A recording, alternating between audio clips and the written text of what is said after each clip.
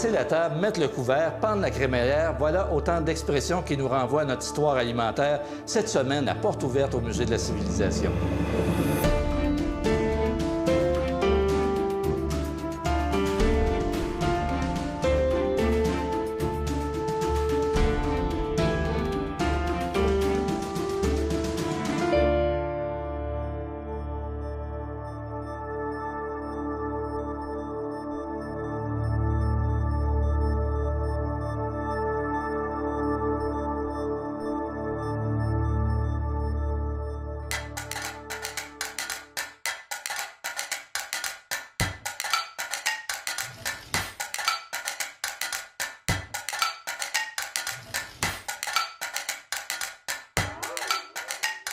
Alors, nous sommes présentement dans un haut lieu de consommation, un temple de la consommation, une grande surface. C'est une image forte de l'évolution de l'alimentation, du monde alimentaire au Québec depuis 4 siècles, parce qu'ici, on parle de transformation, on parle évidemment de conservation des aliments. Et ces deux secteurs-là ont évolué de façon extraordinaire. Et la collection du Musée de la civilisation, à ce titre-là, nous permet aussi de comprendre toute cette évolution-là, un peu comme on la voit ici. Mais là, on va parler davantage de consommation, on va parler de préparation des aliments, comment on les prépare, comment on les consomme, comment on les conserve, mais depuis justement 4 siècles. Alors ça, on va le faire en présence de Guy Toupin, qui est conservateur et responsable de la collection du monde alimentaire, et Michel Lambert, qui est un auteur qui a préparé un livre sur la cuisine familiale à travers le temps. Dans le fond, l'évolution de nos pratiques alimentaires à travers le temps. Alors, ce que je vous invite à suivre, c'est un parcours qui va nous montrer comment, depuis 4 siècles, on a évolué, comment nos habitudes de consommation et nos façons de faire en matière alimentaire ont évolué depuis 4 siècles.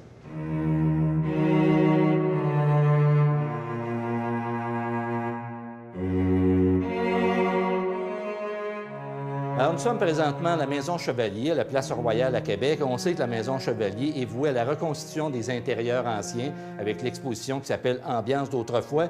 Et ici, on est dans la grande salle commune du milieu du 19e siècle.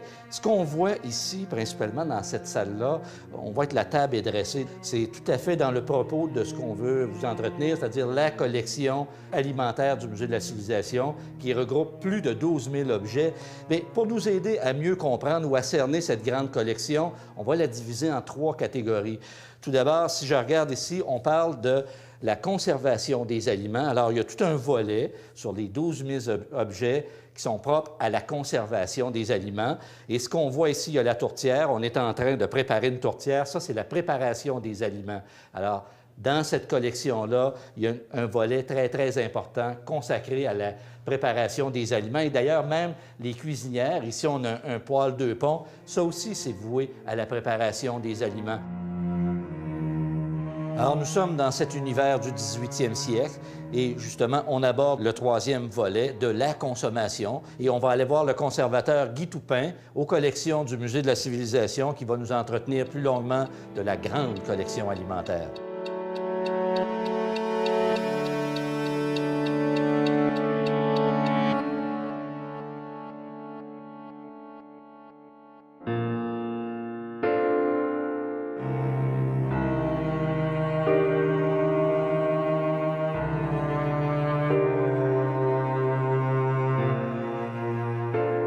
Alors, je suis en présence du conservateur Guy Toupin, qui est responsable de la grande collection alimentaire, parce que c'est une grande collection. C'est combien d'objets?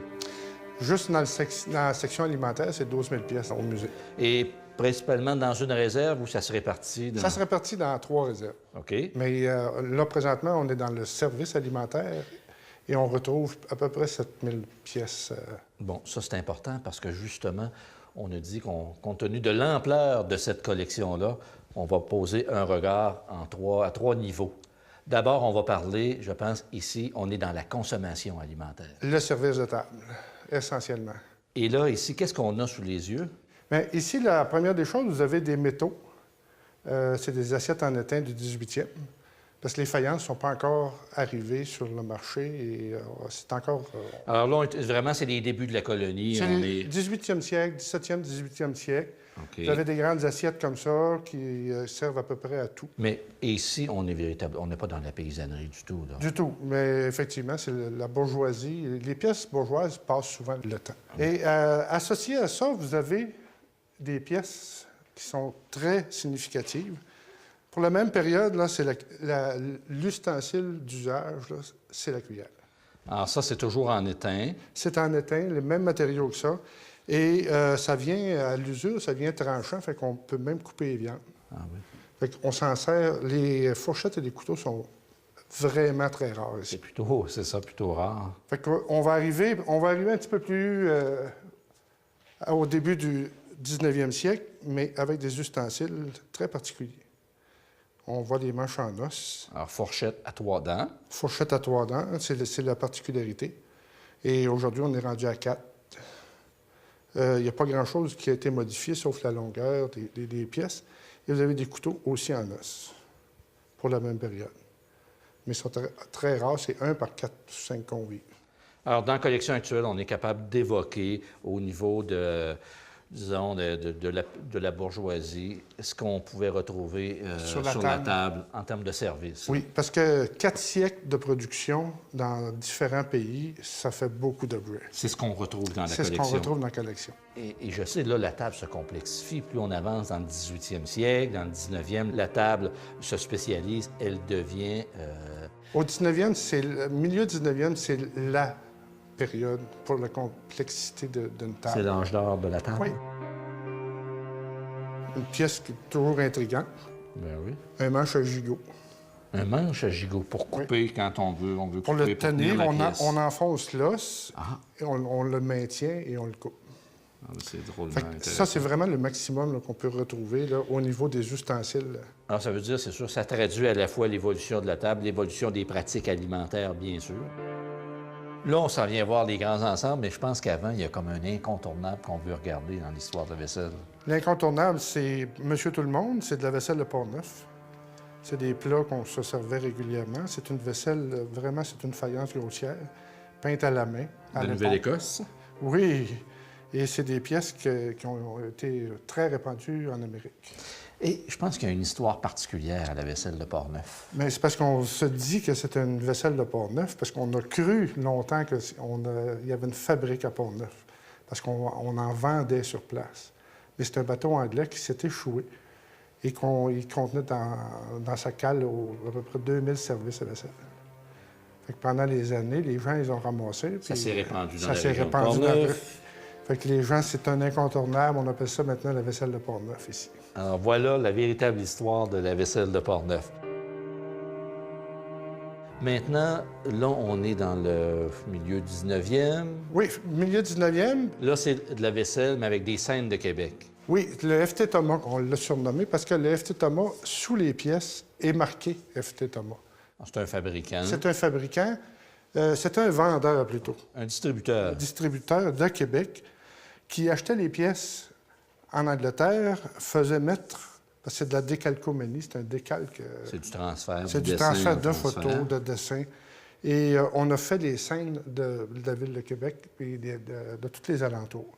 C'est un service assez rare et très couru. Très prisé par les collectionneurs. Vous voyez ici, là, le couvercle. Alors, c'était destiné au marché de Québec, au marché canadien. C'était effectivement exclusivement pour ici. Pour le marché ici, là. Et c'est pour ça qu'il pouvait réussir à faire mettre sa marque de commerce en dessous. On voit évidemment le castor. Le castor, les scènes dans Basse-Ville de Québec. Et vous avez associé à ça à peu près les portes de la ville. OK, la porte Haute, la porte Saint-Jean, Saint-Louis. Fait que sur les pièces, on retrouve à peu près toutes les grandes scènes de la ville de Québec. Parmi tous les ensembles qu'on a, évidemment, il y a des ensembles qui possèdent une histoire particulière. Oui. Celui-ci, c'est un partisan de Maurice Duplessis. Il faut se souvenir qu'à la fin des années 40, Maurice Duplessis veut absolument un drapeau du Québec. Oui, parce qu'il a été adopté en 1948, le drapeau 48, officiel. Et monté dans les mois qui suivent. Oui. Et pour recevoir son ami Maurice Duplessis, Ce personnage a décidé de faire un service avec la fleur de lys. C'est un porcelainier italien qui a fait ça. Il est splendide. Hein? C'est une pièce magnifique. C'est des pièces extrêmement rares à retrouver au Québec. Alors ça, c'est un combien de couverts? Qu'est-ce qu'on possède? C'est vraiment le service, le 8 couverts qu'on appelle. Et quand on dit mettre les petits plats dans les grands plats, c'est ce que ça donne. Ah! Ouais, c'est magnifique. Quand on voit la le pièce... bleu, là, hein, un bleu... Union nationale. Oui, un bleu Union nationale. On ne peut pas se tromper. Et la fleur de lys, il a reçu dans les semaines qui ont suivi la montée du drapeau Maurice Duplessis chez lui. Ah. Et vraiment, c'est un cadeau d'un ami du régime. Oui, effectivement. Alors, de la consommation, on est rendu à la conservation. Oui, parce qu'on peut conserver des matières liquides. Souvent, c'est de la melasse, du sirop d'érable et autres dans les petites cruches. Et on peut aller dans les matières secs avec ce type de pièces-là, qui est des pièces assez rares. Est-ce que c'est de fabrication québécoise? Ça? Très québécoise, c'est une Farrar. Elle est signée dans la masse qu'on appelle. Ça, c'est la région de Saint-Jean-d'Iberville. Saint-Jean-d'Iberville. C'est des pièces, on n'est pas habitué à cette couleur-là parce que normalement, elles sont grises. De cruches ou de jarres ou de dames Jeanne pour la conservation, il y en a combien? Ici, à l'heure actuelle, on doit être dans les 400 pièces. Et ça, là, on est vraiment dans la conservation des aliments. C'est la conservation préventive, c'est le cas de le dire, parce que, comme on parlait de matière sec, ici, comme des farines, on met un linge par-dessus, puis on l'attache. OK. Ça, c'était pour les huiles. C'est une très belle pièce ancienne aussi. Les huiles étaient assez rares ici, fait que quand on arrivait, on en prenait un grand soin. Une forme pensue, Oui. hein, plutôt conique. Parce que les huiles étaient réservées aux bourgeois. Et la graisse de porc et autres qu'on conservait dans des tinettes ou autres, c'était pour le quotidien. Alors, j'en vois une ici qui est particulière, qui a un bec verseur qui n'est pas ordinaire. C'est quoi, ça, au juste? Ça sert pour le service à la table, de sirop, de mélasse et autres. Parce qu'on consommait beaucoup de mélasse. Oui, parce que tout était sucré. Okay. Et ça avait une particularité. Durant la période des fêtes, l'été, on avait pris soin de mettre des petits fruits, des petites fraises, des champs, des framboises, et on ajoutait un peu d'alcool pour le conserver. Et dans le temps des fêtes, on dégustait ces fruits-là. Et là, tu viens de parler de préparation alimentaire. Oui. Et on va aller voir une autre partie de la collection, une grosse partie dont l'instrumentation sert principalement à la préparation des aliments. Oui.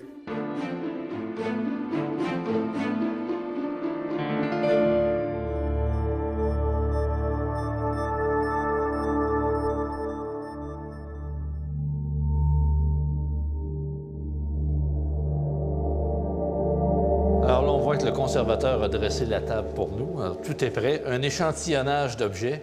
Oui, parmi les 5000 objets qui se trouvent ici dans la préparation, on va commencer par la première. Une crémaillère. Tout passe par elle. Ça, on est... 17e, 18e siècle. C'est l'ancêtre de la cuisinière. Ah oui? Parce qu'on accroche dans l'âtre. Et selon le degré qu'on met, on baisse le chaudron. Et donc, l'intensité de cuisson. L'intensité de cuisson, c'est le même qu'on contrôle à l'époque. Alors ça, on peut dire que c'est un instrument incontournable de l'âtre à l'époque. Pendant 2 siècles, ici au Québec, là, on n'avait pas le choix. C'était presque un crime de lèse-majesté de jeter le pain. Ça, c'est vrai. Fait que les gens n'osaient pas faire ça. Il y avait la fameuse parole que tout le monde connaît, hein, qui dit « Donnez-nous notre pain quotidien ». Fait que quand le pain était sec, pour pouvoir le manger, on le faisait griller. Ça, c'est un grille-pain. Mais on faisait griller en face de l'âtre du foyer.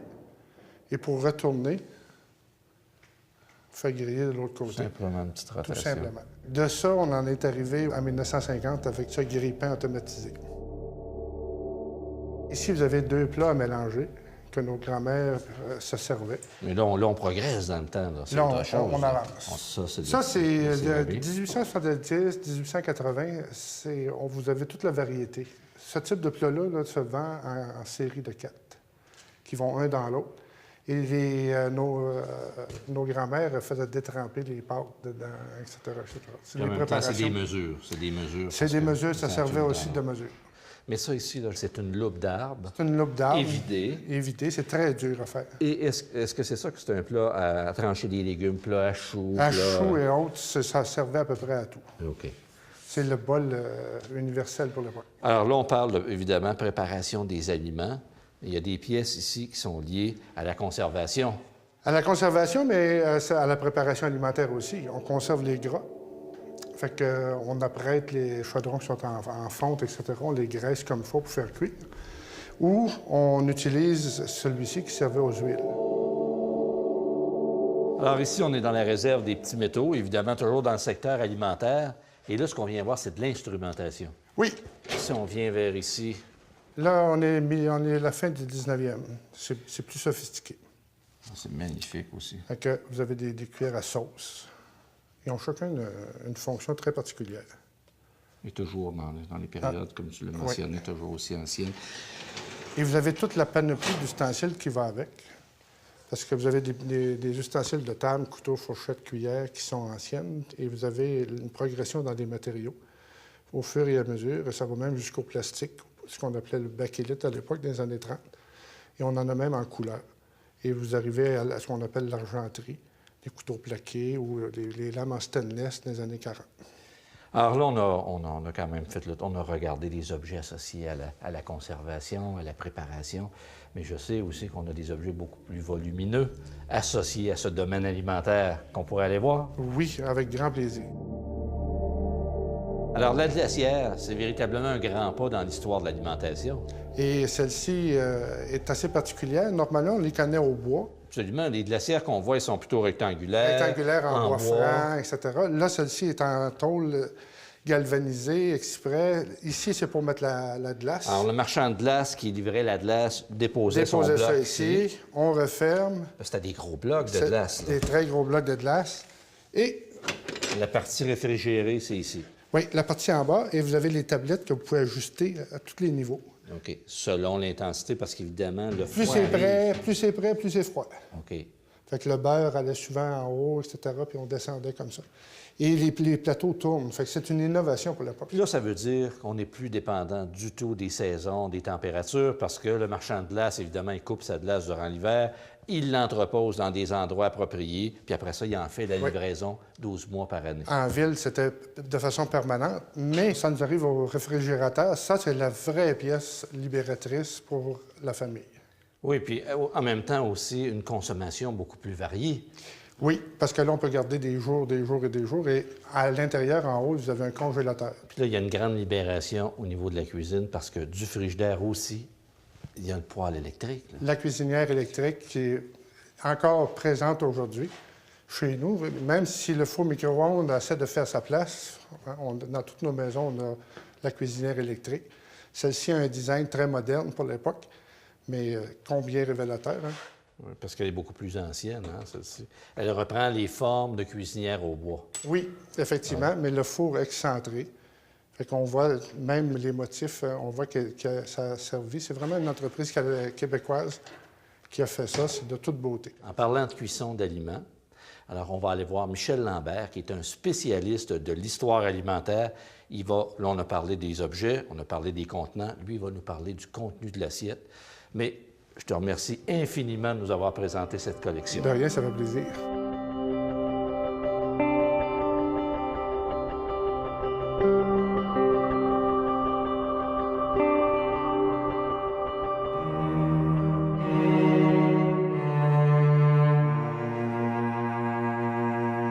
Alors, on est dans la salle commune du 19e siècle de la Maison Chevalier. Alors, c'est une salle commune d'un artisan spécialisé à l'époque. C'était fait d'à propos pour parler avec Michel Lambert, qui est un auteur prolifique parce que vous avez publié 5 ouvrages sur l'histoire de la cuisine familiale au Québec à travers le temps. Hein? C'est 4 siècles d'histoire alimentaire. Et même plus. Et même plus. Parce qu'on parle de l'époque des Amérindiens, du peuplement, si on veut, du territoire québécois. Donc, c'est véritablement une rencontre de culture. Oui. Historiquement, ça s'est fait dès le début parce que l'approvisionnement qui permet de faire de la cuisine n'était pas toujours là. C'est ça, parce qu'on peut penser qu'au début, tout arrivait pratiquement de la métropole. On était toujours en attente de la métropole. On attendait tous les mois de mai, on attendait que les bateaux arrivent. Les arrivages. Oui, puis des fois, les bateaux n'arrivaient pas parce qu'il y a des tempêtes, évidemment. Ce qui fait qu'il fallait faire appel à ce moment-là aux Amérindiens pour s'alimenter.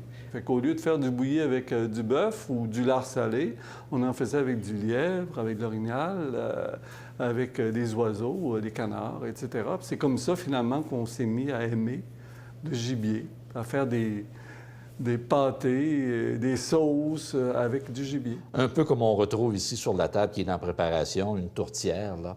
Ouais. On peut peut-être en parler sans s'étendre, mais ça a une origine très française, la tourtière. C'est-à-dire que oui, c'est français, mais les Français, eux autres mêmes, vous savez qu'ils viennent de quelque part. Les Français, c'était des Celtes, puis qui ont été conquis par les Romains. Puis c'est les Romains qui leur ont appris à faire des tourtières. À l'origine, le mot tourtière, c'était tortus, torta, qui était une sorte de pain qu'on vidait, qu'on remplissait de ragoûts, de fruits, etc. Puis on a fini par remplacer ce pain-là par de la pâte. De sorte que lorsqu'on est arrivé au pays, on faisait des tartes, des tourtes, des tourtières. Donc, on a véritablement notre cuisine plonge dans ses racines. Là, dans très, très lointaines. Très, très, très lointaines. Oui. On a toujours l'impression, on parle, de notre héritage français en cuisine, de l'héritage anglo-britannique.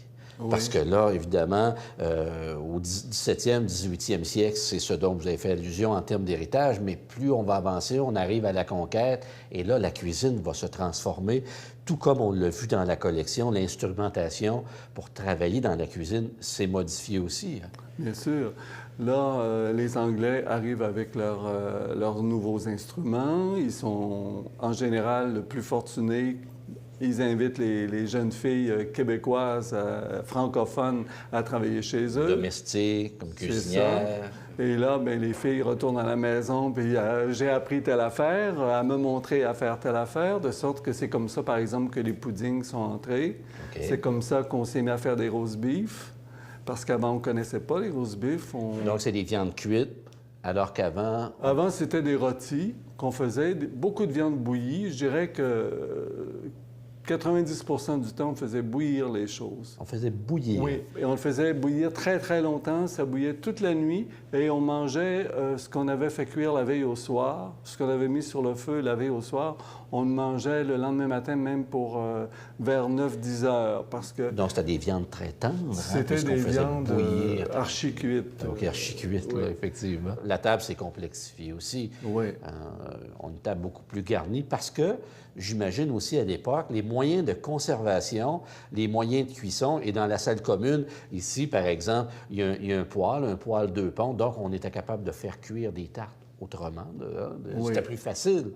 Les familles un peu plus aisées, vers le 18e siècle, avaient des fours en briques, puis mettaient une plaque de métal par-dessus, puis ils s'en servaient pour fumer la viande. Et, dans le fond, c'était une forme rudimentaire de four. Mais au 20e siècle, là, on est gradé. Là, on simplifie les choses. Oui. Évidemment, à travers le temps, la cuisine familiale consomme quand même toujours des produits qui sont à proximité, mais avec une plus grande diversification. Oui, bien, on sait que ça a été les emprunts britanniques. Après ça, ça a été l'arrivée avec les transports, le bateau à vapeur. Ça nous a amené les produits de la Nouvelle-Angleterre plus rapidement. À l'arrivée du train de 1850-1880, là, c'était la folie furieuse. On pouvait avoir, dans le fond, des produits de partout aux États-Unis. L'arrivée des conserves, puis ensuite, après ça, ça a été la cuisine internationale avec les immigrants qui amenaient tous leurs produits chez eux, qui voulaient manger les choses qu'ils mangeaient chez eux, de sorte que notre cuisine s'est enrichie toujours de plus en plus jusqu'à aujourd'hui. Et aujourd'hui, peut-être pour terminer là-dessus, quel est, selon vous, le plus... À travers ces 4 siècles-là qu'on a évoqués, évidemment, à grands traits, oui. Mais est-ce qu'effectivement, on a un héritage qui est toujours aussi hybride, c'est-à-dire un héritage toujours français et anglo-britannique? Je pense qu'on est actuellement, si on parle de 2006, là, j'ai fait une enquête assez précise. On a à peu près 60 de l'alimentation qui est internationale à l'heure actuelle. Et le reste est l'héritage global amérindien, franco-britannique. Alors, Michel Lambert, si on avait eu évidemment plus de temps, je pense que ça aurait été passionnant d'aborder toute cette longue histoire de l'alimentation, mais vous nous avez donné le goût certainement d'aller plus loin et de mieux comprendre ce qu'on a vu dans les collections du Musée de la civilisation. Alors, merci infiniment pour ce parcours. Merci beaucoup.